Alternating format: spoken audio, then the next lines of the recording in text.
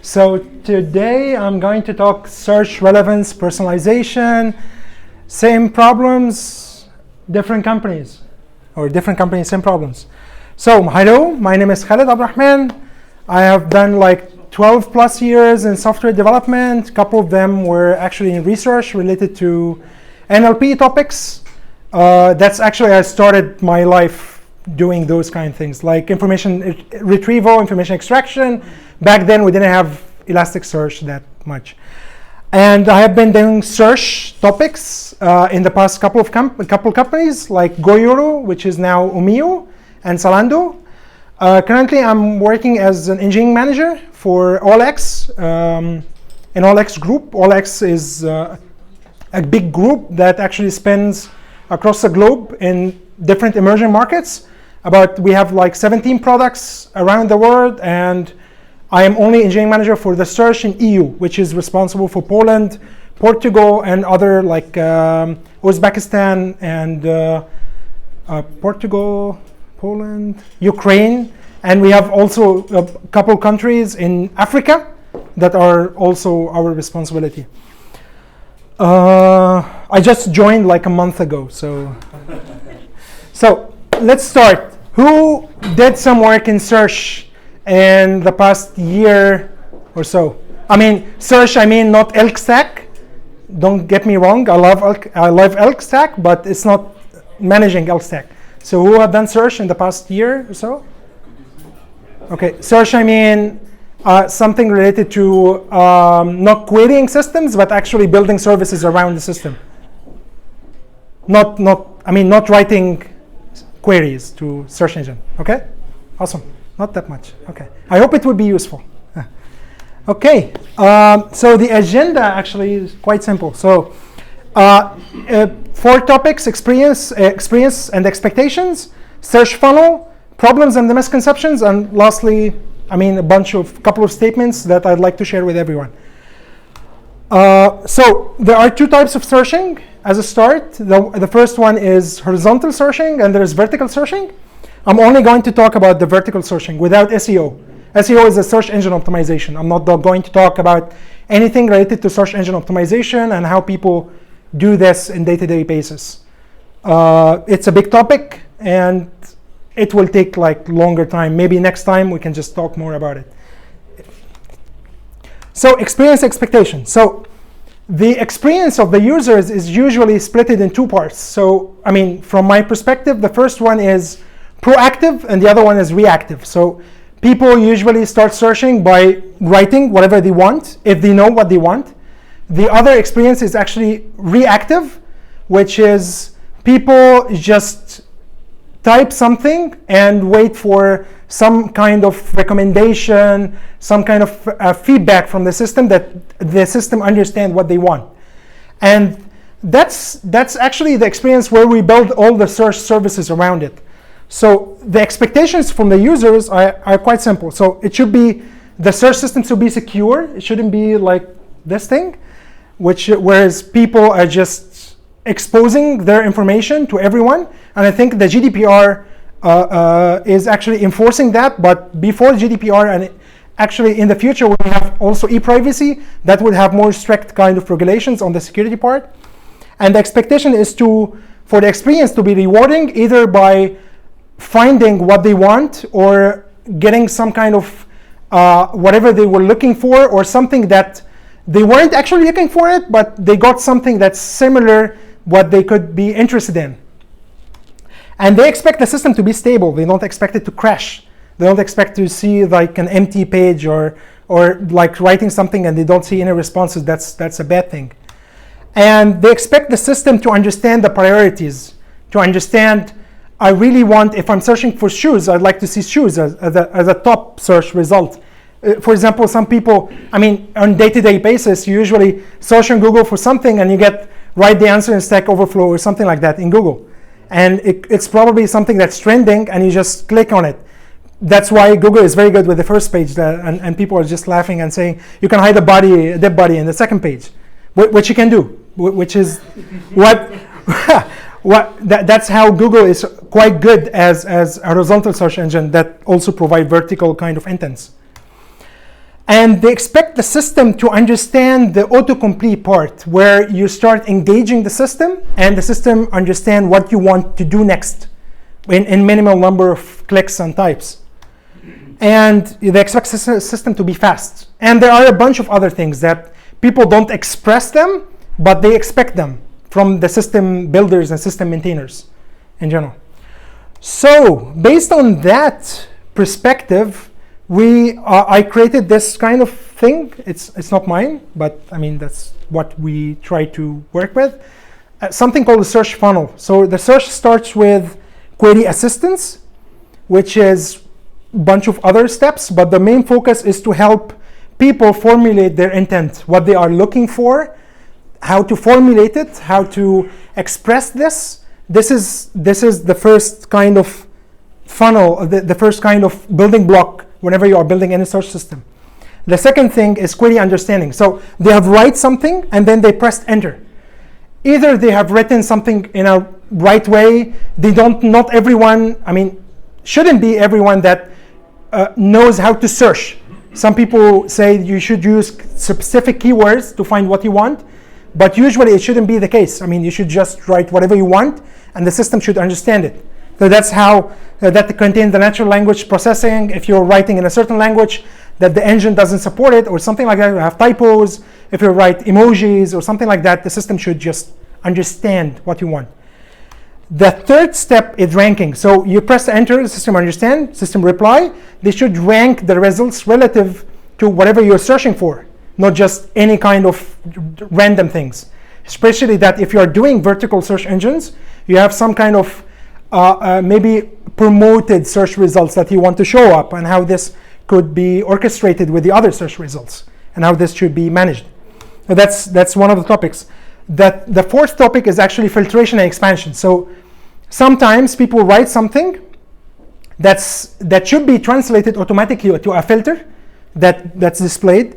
And if you have some kind of a system that displays per whatever article that you are displaying have 200 filters. You shouldn't display all the filters. There are some kind of a smart way of displaying specific filters that are relevant to the search results. And you should also have the ability to expand the search. For example, you're looking for a shoe between $20 and $50 or 50 euros, and you want to expand this and search for something bigger. Or you are searching in a specific region. If your search is related to an advertising, and you're searching in Berlin, you can expand it to Brandenburg or something like that. So that's the search expansion. Looking for something that's outside of this intent, and then you can rediscover this.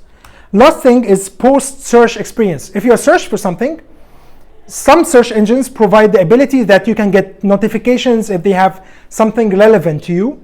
Sometimes you get newsletters from websites that already caught your intent that you're looking for. For example, if you subscribe to newsletter in Stack Overflow for specific topics and you have done some searches, they will send you relevant posts where you can submit your answers and help others. And also they can send you some interesting things that people have already answered but could benefit you in the learning. So that kind of experience, post-search experience that you can have. And last thing is personalization. So everything could be personalized. It could be related to your history, it could be related to your previous searches, it could be related to your ranking, whatever you prefer, stuff like that. And I think most of us will think about Google as the main thing that does personalization. I mean, the best, of course. So, starting with the query assistant. So I just want to list up the different technologies that people use, or the different concepts that people use in the query assistant. So query assistant can have autocomplete, spell checking, search history, and others. So the goal is to formulate the user intent. So how people improve those by, if you want to create an autocomplete system, how you can improve this in the future is mostly based about metrics. So how you collect metrics and how you track it is something that you should be doing from day one, and not actually building a system and then think about, I kind of want to track how the autocomplete is actually working. You shouldn't do this. You should, when you start autocomplete, you should start from day one, not personalizing it, but actually tracking it, how you are helping people, pick the first option when they are writing something, so you get them from the first time, or they pick the fifth one, so probably you're doing something wrong. Maybe you need to include more fields in your indexing. Maybe you need to check out what kind of languages that people are asking for. For example, if you have a content that's actually English and you have some people in Germany want to search in German, so why don't you have some kind of autocomplete, evolved autocomplete that can work with both English and German, even if your articles are in English. So you can build something like that. But the main point that I'd like to stress in here, that search is not, search is a very deep topic that have multiple kind of layers, and the first layer could be endless in the first kind of page. Behind Google autocomplete is a bunch of services that actually track and personalize and understand what you want, even in multilingual context. Even if you are searching for an image, if you're searching for an audio, if you are typing something that's actually a metadata like color, if you're writing black, for instance, but the intent that you are trying to formulate is actually understanding that this is a color. And then it will search over the articles for this specific color. So I will stress on the last point, which is tracking and health metrics in every part of the funnel. This should be number one priority. It shouldn't be something that you should build after the fact. You should think about it and build it from the beginning, so that you can sustain and so that the business actually and the search would make sense. It's not just building some features and building some ideas based on someone's ideas or some kind of you slept it over, you wake up in the morning, you feel good about it, then you just implement it. It doesn't work like that. It works with data. The second thing is query understanding. So query understanding have different things. One of the most popular part is synonyms. So how you can express certain kind of value with multiple other values. Like, for example, if you write, I'm searching for black trousers. You can also say pants, you can say hose, you can say other languages, and it should match the same idea. And when you say black, you mean shining black or just mud black, or you're looking for something black with black stripes, or you have a bunch of other diversions that you can have from this thing. And you can also have spell checking. Some people just press enter and don't care because they trust the system to understand what they want. They trust the system. That's the point that we should always think about the users, that they will always make mistakes. They will always think about the system to correct them and to understand them.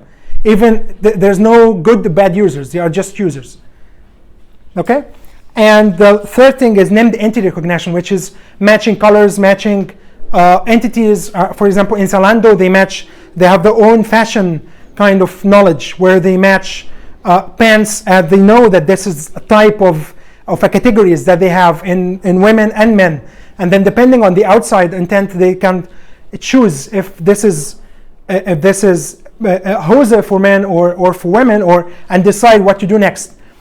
Also, some companies, like for example, the one that I am, Olex, have tagging. So for example, we do a pre-processing tagging when someone, so back, Olex is a classifieds, have classifieds, so people like eBay, people post their ads that they want to sell stuff, and others searching for them to buy them. And during the posting flow, whenever someone is posting, we actually do a pre-processed tags. Like for example, you are adding a shoe that you like, or a shoe like a Nike shoe. So we generate kind of contextual tags. Some of them are from the image, some of them are from the context, some of them are from the category, to decide to expand the article, not just to look for Nike tags, but actually look for other competitors and see what kind of shoe you are looking for, what kind of colors you have, and have a contextual layer related to the language and everything, so that when you are searching for it, you actually include those in the expansion. And then if you are looking for a shoe, a black shoe, then you can have this one as one of them. Also, if you want to pay for it and make it on the top, this will see it in the ranking, like how this can be played in a fair game. So again, the idea of the query understanding, how you can measure this and how you can measure the quality of the search. this is a very tough topic, and we will have some kind of recap on a bunch of questions, that open-ended questions that I will ask you guys, and also I will answer some of them myself, but those are open-ended. I'd like when you go home, you can just think about them and see how you can do search for those who have already done search. Is it done in a proper way, or if you are going to join a new company or your existing company is doing that, how you can think about it, even as a user. You can just give the company feedback, like writing something down if they have a widget for Zendesk or something like that. So the third thing is ranking. So there are a bunch of things in ranking. Ranking can seem simple. Some people may have heard of the hits algorithm, which is how you can go from A to B and from B to A, and then you can just keep going like that until you get a proper ranking of inferencing from A to B and from B to A. It's a very weird kind of algorithm, and not everyone is building it from scratch. Most people just use search engines like Lucene or Elasticsearch or Solr or Sphinx or whatever you want.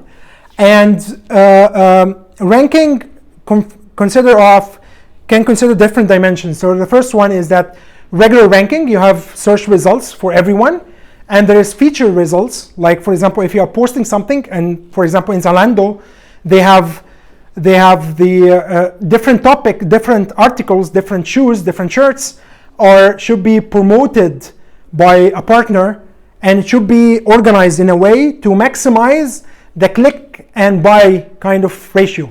In OLX, we're trying to do a fair kind of ranking, where if I'm selling a shoe and someone is also another person selling a shoe, and both are paying a fee to promote the shoe, then how this should be played out. And if I am just selling 10 shoes and I keep having all mine in the first sell, so I get more clicks more than the other. So how this is played out, this is of course using machine learning and using different kind of algorithms that we have built internally to actually make sure that this is played in a fair way. Because eventually you get like 4 kind of featured ads, and you shouldn't promote one of them over the other, and you also should take care of the new guys who actually just recently post a shoe. And then how you can play this over some kind of a marketing budget or something like that where you can just promote those feature ads. And there is the recommended ranking. If you, for example, you want to have a different kind of default sorting, where you find I'd like to have sorting by price, and you have searched the last, let's say, 10 times by price. So when you are doing another search, it should be this default one, or it should be a tailored model per user, which is something that you can customize based on the user. So the fourth thing is filtration extraction. As I mentioned, contextual browse, negative search. For example, if you want to search anything but black shoes, this kind of filtration doesn't exist, and you should think about it not just from a technical perspective, but also from an experience perspective, UI, UX, and everything. It's a very complicated way to handle this, and you should do proper experimentation on this part. And also auto filtration, auto expansion. Searching for black, then I'd like to have a black shoes, then black should be a default selected kind of color. And last thing, post search, you have search, you have shareable search. Many people, because of the social media, many people would like to share things, and so that others can buy the same, or just promote something on the social media and say this seller is a good person and I'd like to recommend them for anyone else to buy, or this product sucks and then I need to share this bad experience to everyone. So this kind of sharing, and also the part of push notifications. If you are searching for a certain shoe, and this system will just stay in the back. It knows your intent, it knows what you have searched for, and then it will just send you, based on your consent, of course, to send you push notifications of this similar shoe or something like that. So, how about personalization? So personalization is actually everywhere. Personalization, it could be done in ranking. You can have ranking personalized per user, per search. You can have the self searches personalized. You can have the push notification personalized. You can have everything personalized. So whenever you think about search services, you need to think about the part that's related to personalization, and data science and data engineering related to how you capture the the impressions that the user have, scrolling, clicking, kind of replies, reviews, those kind of things, so that you can just feed this back, build a proper model based on whatever you want. Neural networks, you can build it based on a linear model, whatever you want. You can start with something simple and then grow exponentially to something maybe bigger, much more customized, much more focused, similar to what Pinterest and Etsy or Google are doing. I mean, that's just mind-blowing. Okay, problems and misconceptions. So how to measure search engine performance? There are a bunch of things. Of course, on top of everyone's head is availability, making sure that system is available. And this could be internally and externally. Like if you have internal stakeholders, like for example, other systems calling your engine to get some data, and also external systems. And you should have also stuff related to the latency, acceptable latency. You should always think about the SLIs and SLOs, like indicators and objectives. And of course, if you have kind of agreement on if this happened, then what's the error budget that you will cover off this kind of customer loss or something like that. Maybe if you come up after a certain latency, then you will have some kind of post-mortem that you have to write. And it's very hard to justify why you just didn't work out pretty well because of bad replication or bad engineering, or something happened like data center lost, or AWS had S3 bucket issue, and then everyone is just screaming. So there's third topic is how to measure search quality by competitor advantage. You can measure the search quality on yourself between different versions whenever you are doing progressive improvements, good or bad. You can do A/B testing on yourself, or eat your dog food, or you can just compare yourself to other competitors, similar to what Zalando is doing, and also OLX is doing it. Comparing, if you are searched for this, how often do you get featured ads? How often do you get in the top search, in the top 10, how often do you get something that's irrelevant to what you are searching for?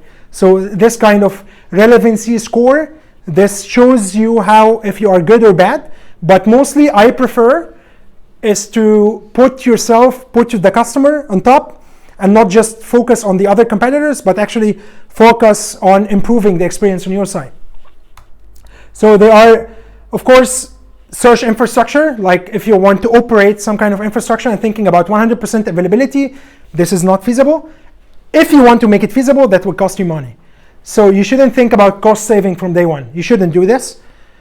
You should focus about delivering value in a responsible way, and not just saying I will be available 100%. You can just pick something rational, like staying up for 3 nines or 99% of the time, 2 nines, and that could be something that you can start with, and then you can improve it over time and do some kind of optimization. And using instances versus Kubernetes or something like that, that's something that also, depending on the team, depending on the capacity, depending on the maintenance cost, depending on the learning curve, depending on the setup that you will have, and those kind of things.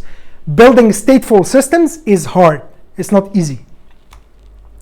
And search funnel should be maintained by one team. You have one team doing everything, or you provide the infrastructure and every team is doing something different. A team doing ranking, another one doing the personalization, another team is doing the filtration, another team is doing the query processing, query understanding, how this would play out. So that's because we're running out of time. So stakeholders, internal and external, you should always think about it, and what kind of performance and quality do you expect from an internal team or external teams. And so one of the most important things I'd like to highlight is search is not source of truth.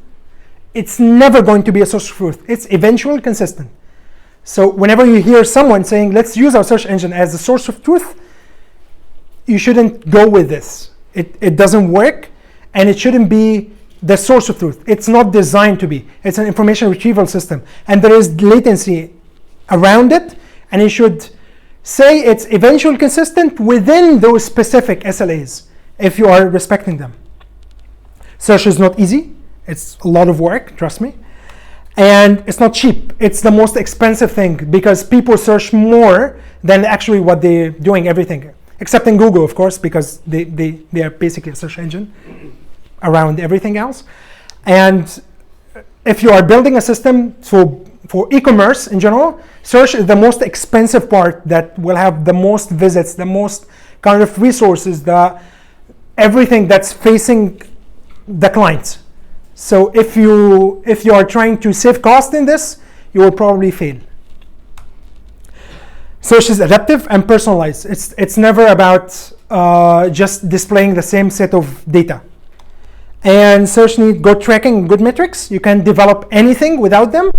And lastly, it's never about Solr versus Elasticsearch. So whenever I talk to anyone, I work in search, they say, Solr or Elasticsearch. It doesn't work like that. It depends on the team, depends on the capacity. So for example, right now I work with Solr.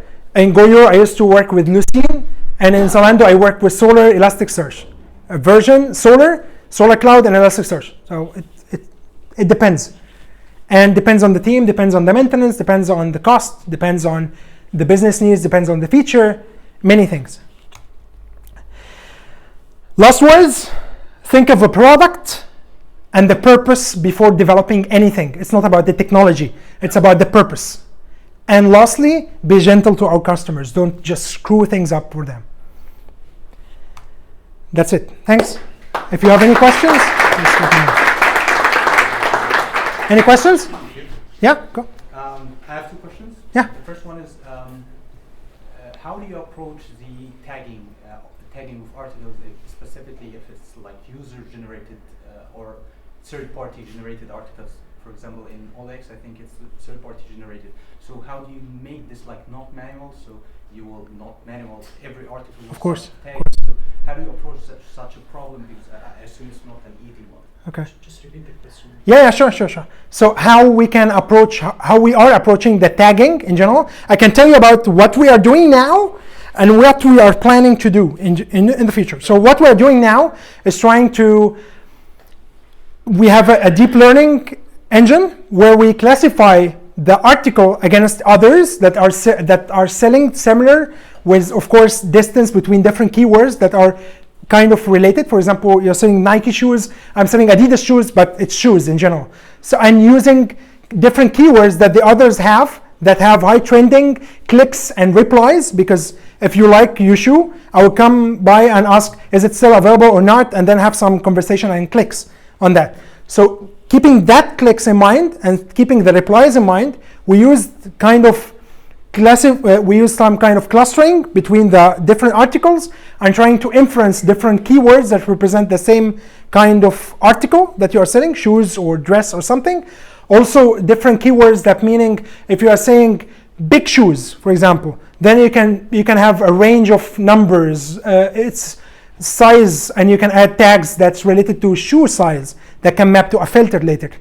And if you are writing a color like black, you can also add black with stripes or just black, or it's a business kind of shoes. So you can add those keywords in the tagging depending on the clustering, which is adaptive all the time. And we add this on the posting flow. And one of the other ideas is to do some kind of assistance on the title. So if you are writing some title, for example, I'm selling shoes, then you can have an autocomplete.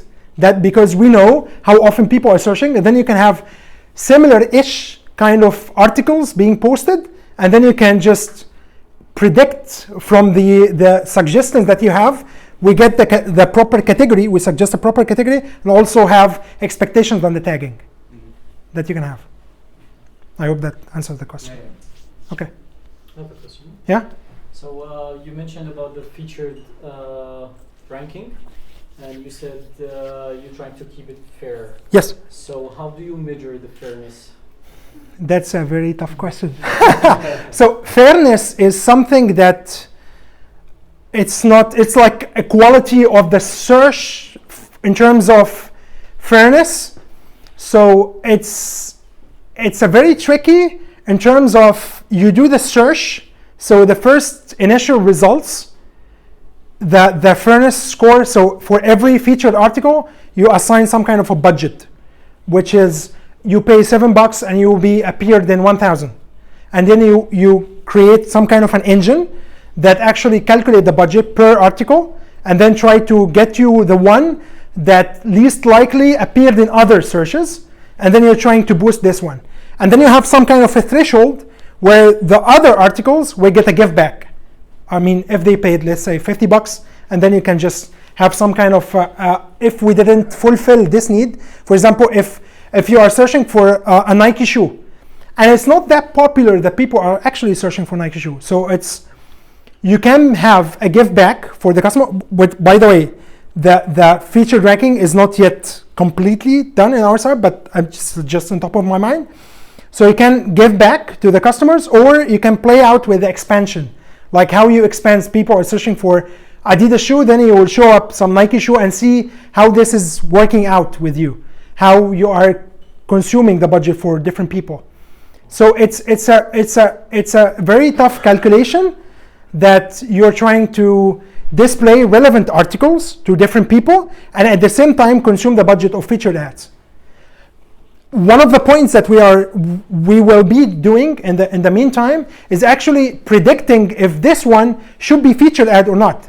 If they have so many competition, then we suggest adjusting the price so that we can bucket them differently when we are doing feature ads. So that's a trick to actually play it from the other side, from the posting flow, to actually recommend something that can fit nicely when we are displaying search results. I hope this answered your question. Okay. What's the difference between Yeah, last question? Okay. what's the difference between horizontal and vertical search? Sorry? What's the difference between horizontal and vertical search? So, as far as I know, what's the difference between horizontal and vertical search engine? So, Google is a general purpose search engine. Horizontal is mostly about general purpose. It's not very specific to cars. So, for example, Immobilia Scout 24 is a vertical search engine that's focused only on real estate. You have Zalando focused only on fashion. Google does both. They have a part where you can promote some kind of brands in the middle, which is called SEM, that you pay money to actually be boosted up. And then the search engine, if you search for a trip between Berlin to Munich, then you can have different parts that are related to vertical search engine by SEO and SEM to have something related to the trip and others talking about the experience in Munich. So Google does both, but this is the clear distinction between. Okay, that's mostly it. Thanks a lot. Thank you.